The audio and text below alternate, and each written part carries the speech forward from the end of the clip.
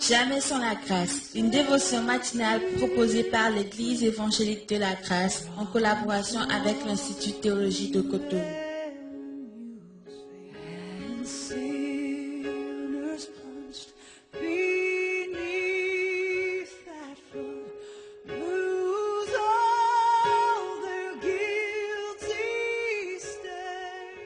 Bonjour chers amis, chers internautes de l'émission Jamais sans la grâce.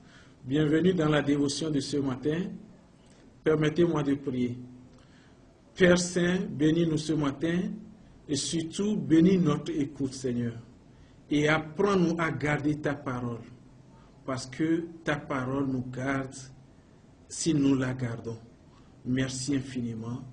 Fais-le pour nous au nom de Jésus. Amen. Amen. Chers amis, chers internautes, nous allons lire encore le verset de Luc chapitre 11, le verset 27 et 28. Mais plus nous allons nous attarder sur le verset 28, qui est la réponse de Jésus-Christ.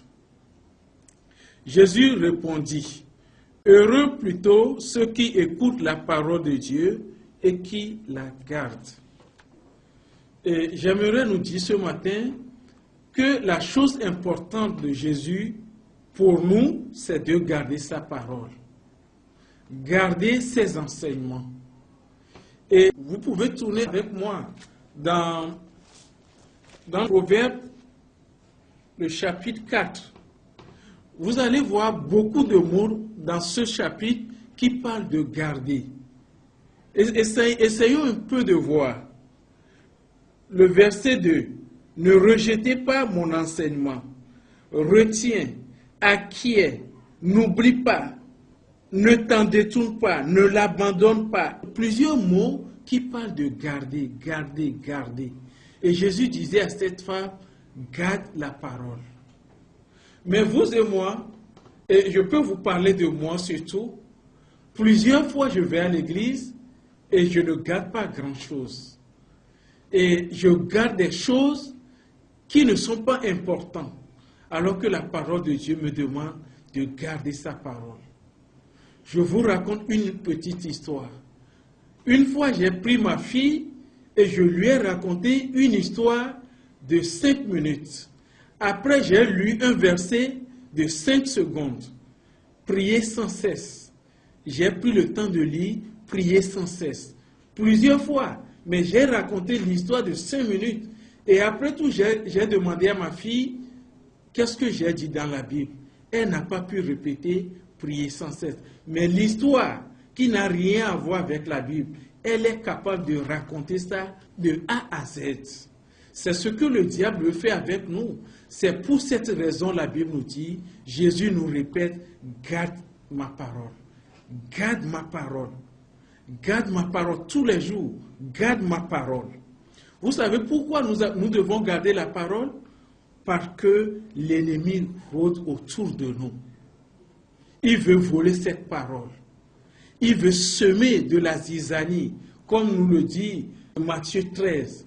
Il vient semer de l'ivraie dans la parole de Dieu. À cause de ça, Jésus dit, gardez. Et garder veut dire quoi? Observer avec soin. Surveiller, conserver.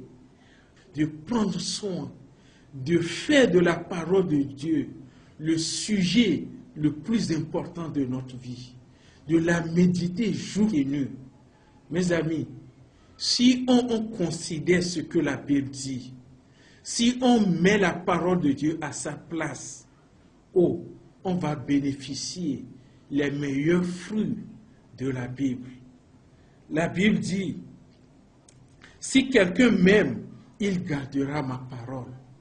Nous aimons Jésus, j'aime Jésus-Christ, vous l'aimez, alors gardons la parole de Jésus-Christ. Gardons-la, serrons-la dans notre cœur. Regardez ce que la Bible dit dans Proverbe, le chapitre 4, le verset 22. Garde-les dans le fond de ton cœur, car c'est la vie pour ceux qui les trouvent. La parole de Dieu a besoin d'être gardée dans le cœur. dans notre cœur. Le meilleur endroit, gardons la parole de Dieu dans notre cœur. Au cours de cette journée, nous avons qu'à garder la parole de Dieu au plus profond de notre cœur, afin de vivre la joie de Dieu, afin de vivre la présence de Dieu. Chers amis, chers internautes, je vous souhaite un bon week-end. Que Dieu vous bénisse. Amen. C'est tout le temps que nous avons. Si vous avez aimé cette dévotion, parlez-en à vos amis. Parlez-leur du message de la grâce et de ce qu'il fait dans vous. Pour un sujet de prière, une question ou plus d'informations, contactez-nous. Téléphone 64 88 35 87 ou 96 42 69 05 ou par WhatsApp au 94 75 80 20.